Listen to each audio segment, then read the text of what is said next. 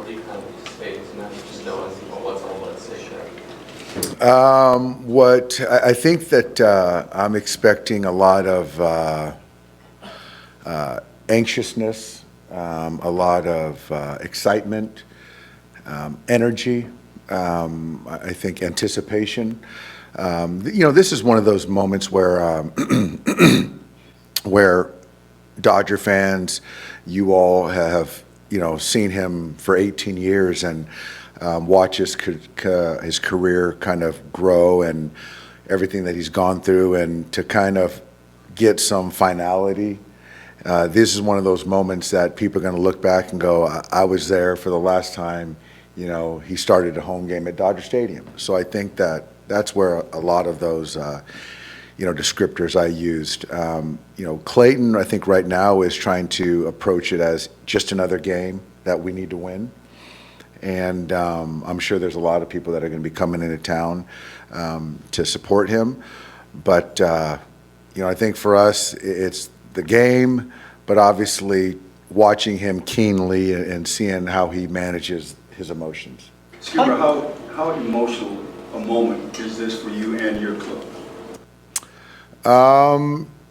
It's emotional. I think that the guys are really wanting to play well, win the game for Clayton, for the Dodgers. But I haven't gone around and polled the guys. But I know it means a lot to them. And certainly what he said yesterday, that this is, some of the most fun he's ever had with the ball club. He loves these guys, and, what he's going to miss most about playing is spending time with them. Those are things that really resonate with his teammates. And so I expect a great performance all around. The idea of playing 18 years in one uniform, I mean, obviously it's rare now. I mean, can that be overstated, the significance of that? No, I don't think it can. I think, in a world that people take the easy way out, chase short money, the grass is greener kind of adage, and, not as the loyalty part of it is just not what it used to be. That's just my opinion. And so Clayton lives by those values, and it means something for him to wear the same uniform. And was it rocky? Was it uneasy at the negotiating table at times, and taking a little bit less or betting on yourself or whatever it might be to remain a Dodger? Yeah. But I think for me, that's where I just gain a lot of respect for him. I mean, over those 18 years, obviously, there are a lot of ups and downs, the postseason especially. To just kind of see the way that the relationship and interactions between him and the fans have transformed, especially over these last couple of years. So what has that been like, going from a guy who obviously had these great moments, but then also like difficult moments, to one that has gained like such kind of universal respect, it seems like? Well, I think the universal respect is certainly warranted, 10 times over. I think the fans, there's always been accountability. Even when there was great success, which there's been certainly way more successes, there's always credit dished out to others and humility. And I think our fans are smart enough to understand, especially when you look back, the circumstances, that some of the things that happened, whether the 240 innings or, pitching on very short rest multiple times in a postseason and never running from that, right? That responsibility as the ace. And so with that, you got to take on a lot of scrutiny or potential failures. And everything wasn't optimal for him. But he never complained about it, never made an excuse for it. And so I think the fans certainly at his highest moments have shown their love for him and support. And in those other times, I just think it's just the fans have been kind of hurting along with him, and, wanting so much for such a guy that's been such a stalwart and a great, citizen, a person for this city and organization. Some of the guys in there yesterday were saying, like, they were almost so surprised he didn't, like, they thought he might just go into the offseason and not tell anyone he was going to retire. Are you kind of glad, like, it worked out this way, where you guys are going to have a moment? Like, He's nailed it. They nailed it. He and Ellen nailed it. I think that And I even told him, when he said it, I just felt that, I love the way that they're doing it for the fans, the media. They've earned it. They deserve it. And instead of kind of pulling the, whatever adage and kind of saying goodbye after the season, and not getting a chance to say goodbye. So this is great. Certainly an emotional day yesterday. He's ready to go today. And it's going to be a great weekend. And I think that we got Lon's got a bobblehead tomorrow probably, so it's going to be great. So the fans are going to be at the ballpark, a lot of 22 jerseys, and it's going to be great. When you take fans, is that part of why you got so emotional on a big parade this past year? Just finally maybe get past maybe some of those postseason failures, be able to celebrate also collectively together? Yeah, absolutely. And that's why we made such a big deal about it last year, because in 20, none of us got the parade, and this guy at that point in time was, with us for what? 17 years, and then so to finally get a parade and to be able to kind of celebrate with the city, that's something that, he's waited a long time for that. So that's why he was so emotional, and, we want to do it again. In 2008, Clayton's final start of his rookie year was against your San Francisco Giants. Now, you were not in the starting lineup that day. Yeah, Boch didn't play me that day. It's left-hander pitching. Okay. Do you have any lingering memories of seeing a rookie Clayton Kershaw as an opposing hitter?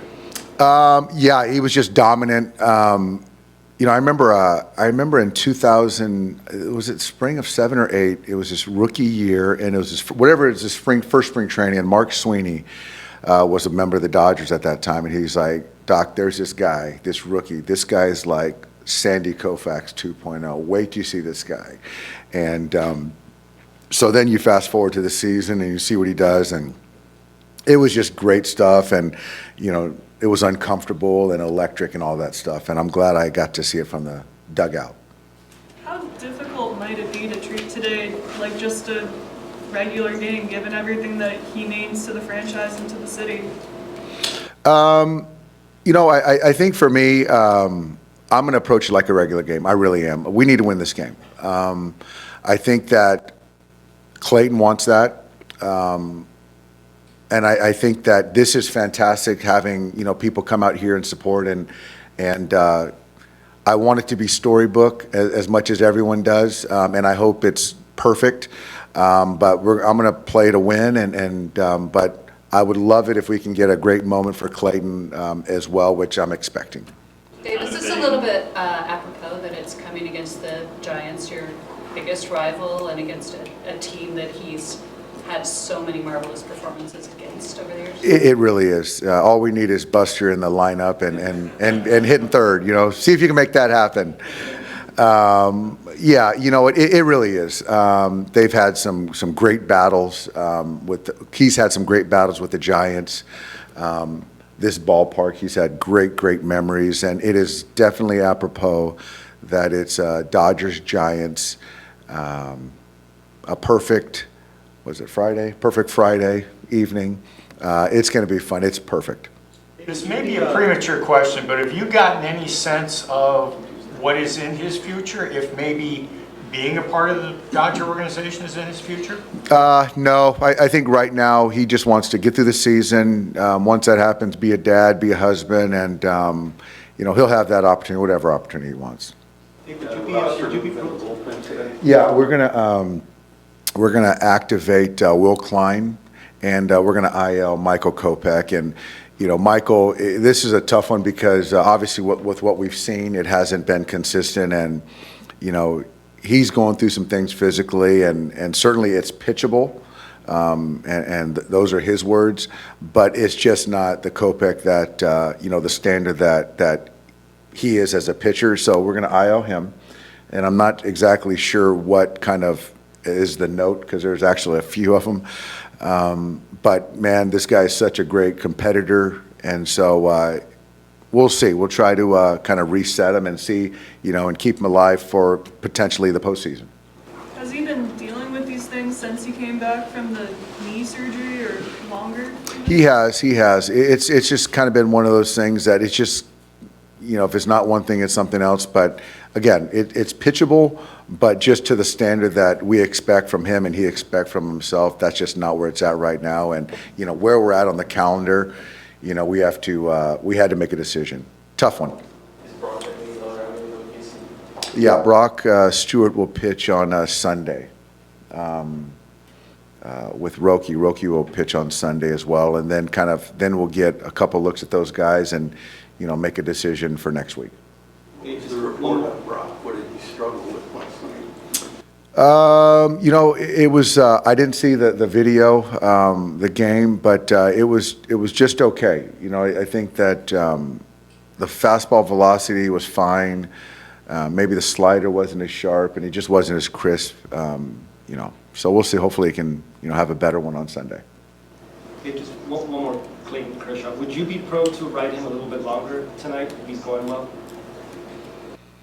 I think game score, you know, how his stuff is, pitch count, all that stuff I'll bake in. But for the question, yeah. Will he get another one next week?